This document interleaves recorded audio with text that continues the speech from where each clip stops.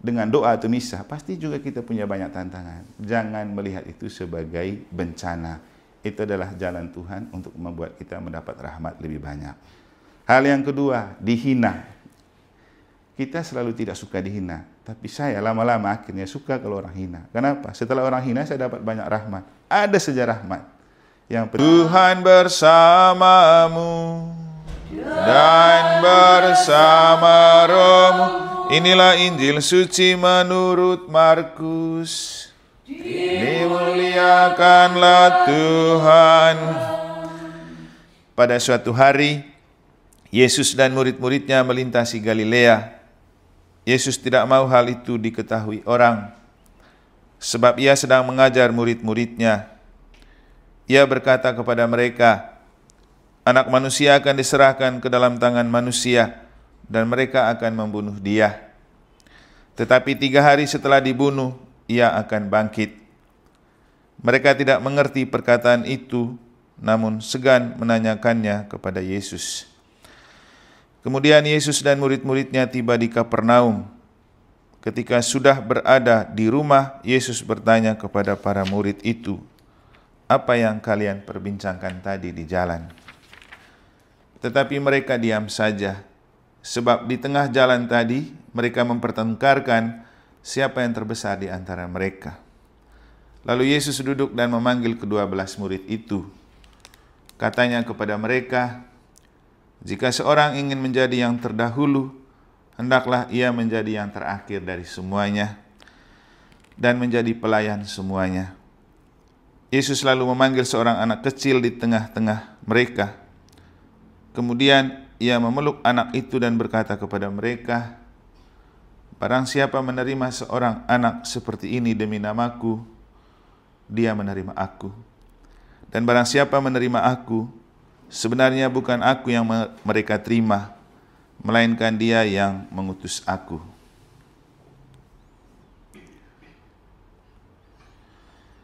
Demikianlah sabda Tuhan. Terpujilah Kristus.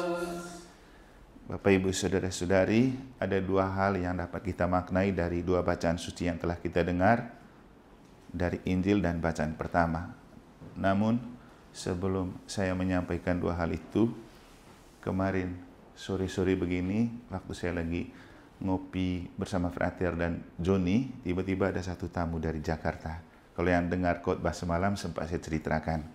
Tapi saya ceritakan lagi karena terkait dengan ruangan ini.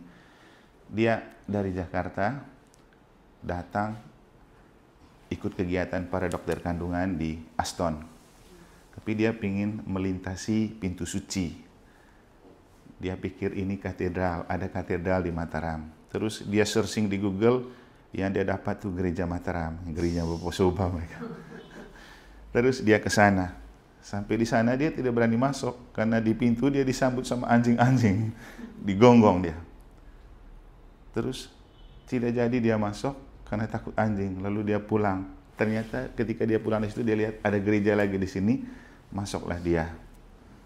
Lalu dia bilang, dia pikir yang romonya Joni karena Joni pakai celana panjang, saya pakai celana pendek. Terus, "Romo ya?" "Enggak, saya bukan Romo." "Itu Romonya." "Romo, tidak dibuka pintu Forta Santanya, pintu sucinya." Saya bilang, "Kalau kami di Keuskupan Denpasar, cuma di katedral saja dibuka oleh Bapak Uskup. Dulu, waktu tahun lalu pernah dibuka di sini, tapi tahun ini cuma 1. "Oh, saya pikir ini katedralnya." "Emang kenapa?" "Saya mau melintasi pintu itu, Romo." Lalu dia bilang, "Tadi saya ke Ampenan. Terus saya tidak jadi masuk karena saya disambut anjing-anjing, saya takut." Lalu saya guyonin gini, "Ya kadang-kadang anjing lebih setia datang dan jaga gereja daripada umat." Tapi gini, saya mau bilang tidak perlu pintu suci. Yang penting itu pintu hati Tuhan selalu terbuka untuk kita. Dan itu ada ruang adorasi di sana. Tuhan sedang membuka hati untuk kita mau membuka hati di hadapannya, pasti Tuhan dengar.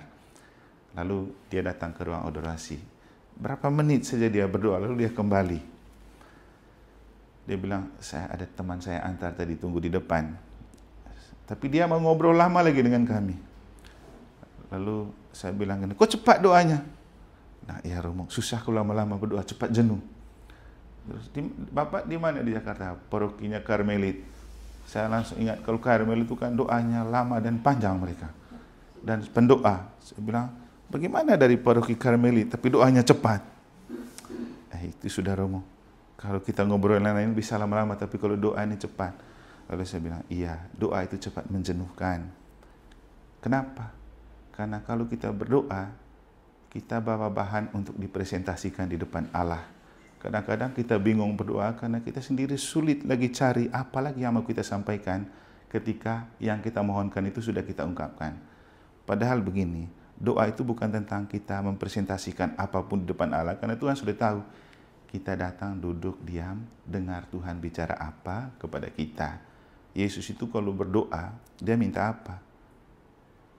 Yesus berdoa itu cuma minta supaya Roh Kudus menjiwai, agar Roh Kudus itu membantu kita berdoa. Jadi kita kalau berdoa, jangan hanya mengandalkan kemampuan diri. Kita menyerahkan diri kepada Roh Tuhan, supaya Roh Tuhan menjiwai kita, lalu bersama Roh itu kita berdoa. Nanti kita tidak jenuh.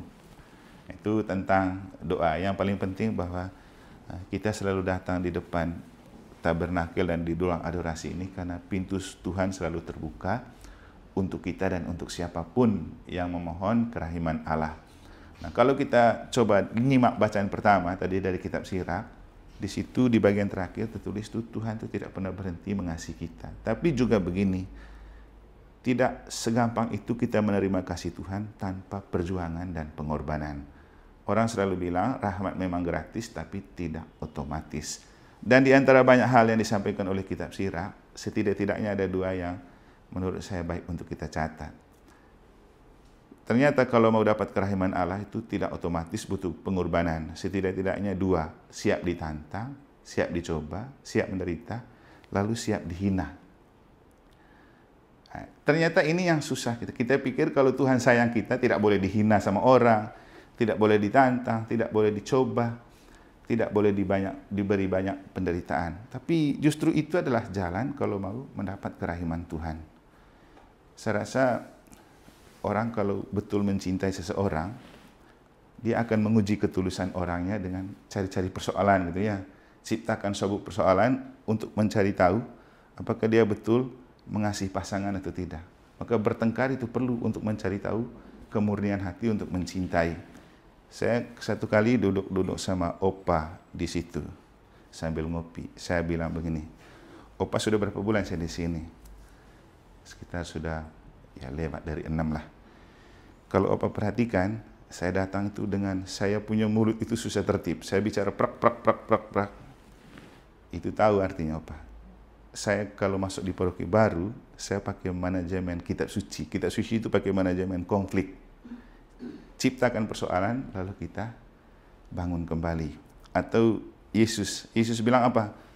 Aku datang bukan membawa damai, aku datang melemparkan api. Lempar dulu apinya. Kita lihat. Nah, saya bilang, saya juga begitu. Saya lemparkan kata-kata yang membuat orang terpancing dan terprovokasi. Hanya untuk saya mau tahu. Dari respon mereka, nanti saya gampang lihat. Karena di setiap paroki, umat itu punya karakter seperti di kitab suci. Ada ahli Taurat, ada orang Farisi, ada Yudas. Saya kan baru, saya tidak tahu mana umat yang tulus mengabdi di gereja, mana umat yang Farisi, mana yang masuk kategori ahli Taurat, mana yang Yudas. Orang bercerita, tapi saya lebih tidak suka cerita orang, saya mau lihat fakta. Makanya saya kasih gitu-gitu itu hanya untuk mau tahu. Setelah saya amati, saya komentar-komentar dan pancing-pancing dan tantang begitu, saya lalu bisa buat klasifikasi gitu. Saya temukan di Mataram ini mana yang tulus, mana yang tidak tulus, mana yang bermental Farisi, mana yang bermental ahli Taurat, mana yang bermental Yudas. Itu penting untuk saya pilih kepengurusan yang baru dan pilih orang yang memang saya bisa pakai untuk bekerja bersama saya. Sebenarnya begini, seperti kata kitab suci, kalau kita mau tahu kemurnian emas harus diuji dalam api kan. Orang yang tulus harus diuji dalam tantangan. Nah, menyimak dan memaknai apa dikatakan oleh kitab Sirach tadi, saya justru mengalami itu kemudian setelah saya jadi imam, saya paham. Dulu sebelum jadi imam, saya kelas 2 SD itu sakit berat, kencing darah. Setelah itu, setelah kelas 1 SMP, saya sakit hampir lumpuh, lalu tahan 1 tahun, baru lanjut ke kelas 2. Makanya dapat sama Mama Revi mereka.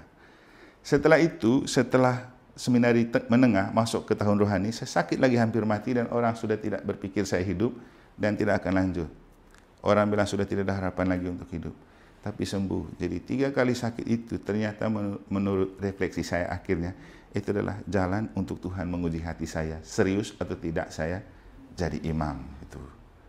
Kemudian selama saya di seminari itu, mama saya sakit terus.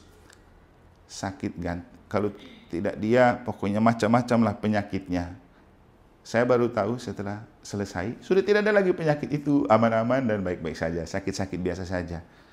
Bahkan waktu kami punya adik yang bungsu kuliah, yang laki-laki dan perempuan, sering juga dia keluar masuk rumah sakit. Karena saya sudah paham artinya, lalu saya bilang gini, resiko dari menjadi orang tua dan punya anak harus siap menderita. Kamu kalau mau anakmu sukses dalam kuliah dan pendidikan, orang tua harus banyak menderita. Dan memang setelah semua sukses dan lulus, sudah tidak ada lagi penyakit itu. Jadi ini beberapa contoh. Kalau mau mendapat kerahiman Tuhan yang betul-betul rahim dan murni, jangan lupa kita akan diuji dengan banyak tantangan dan kesulitan. Karena di situ Tuhan mau lihat, waktu kita diuji masih berpasrah dan berserah pada Tuhan nggak? Kan gitu kata dari kitab Sirak tadi kan? Karena Tuhan tidak mungkin tidak mendengar orang yang berdoa kepadanya, orang yang menaruh harapannya. Jadi apapun penderitaan, kesulitan dan tantangan, satu hal yang pasti, jangan pernah lari dari Tuhan. Bahkan itu membuat kita selalu mepet dengan Tuhan. Dan akhirnya semakin kita mepet dengan Tuhan dan dengan doa atau misa, pasti juga kita punya banyak tantangan. Jangan melihat itu sebagai bencana. Itu adalah jalan Tuhan untuk membuat kita mendapat rahmat lebih banyak. Hal yang kedua, dihina. Kita selalu tidak suka dihina. Tapi saya lama-lama akhirnya suka kalau orang hina. Kenapa? Setelah orang hina saya dapat banyak rahmat. Ada saja rahmat. Yang penting kita menerima itu dengan tulus sebagai jalan untuk menerima rahmat. Apalagi di bacaan Injil kemarin atau hari Minggu kemarin itu minggu lalu ya. Barang siapa, berbahagialah orang yang dihina karena namaku, dicela karena namaku, karena mereka memperoleh kerajaan surga. Ini Yesus loh yang omong, tidak bohong tuh. Dan kita kalau semakin dihina oleh orang, jangan berpikir karena kita memang jahat dan jelek. Belum tentu. Orang hina kita tidak selalu karena kita jelek dan jahat. Seringkali orang hina kita karena dia iri dan cemburu dengan kita yang lebih baik dari dia. Itu aja prinsipnya. Jadi orang hina kita karena dia iri hati. Orang iri hati karena dia merasa dia tidak lebih dari kita. Makanya kalau saya, semakin orang iri hati, semakin saya senang, semakin saya bertingkah. Toh hatinya yang iris, bukan hati kita. Itu adalah tanda kita lebih baik dari dia. Jadi besok-besok kalau orang iri dan hina kita, jangan berpikir bukan karena kita yang lebih jelek dari dia. Karena dia merasa dia lebih jelek dan lebih rendah dari kita. Konsekuensinya kita juga tidak perlu iri dan menghina orang. Nanti orang pikir kita lebih jelek dan lebih rendah dari dia. Karena percuma juga kita menghina orang, bicara tentang orang, yang sering saya bilang, kita itu perlu positive thinking dan positive speaking. Kenapa? Bukan hanya orang yang mendengar kita bicara yang sakit hati. Tuhan juga tahu. Lihat saja dalam Injil tadi. Murid-murid perbincangkan sesuatu di jalan. Mereka pikir Yesus tidak dengar. Ternyata Yesus dengar. Sampai di rumah Yesus tanya, tadi kamu ngomong apa itu di jalan? Jadi kita itu mau ngobrol, mau gosip, mau bicara apapun. Mungkin kita pikir, dia tidak dengar. Masalahnya Tuhan tahu. Tuhan dengar. Juga suatu ketika Yesus menyembuhkan orang dengan mengatakan, dosamu sudah diampuni. Sebelum dia bilang, angkatlah tilammu dan berjalanlah.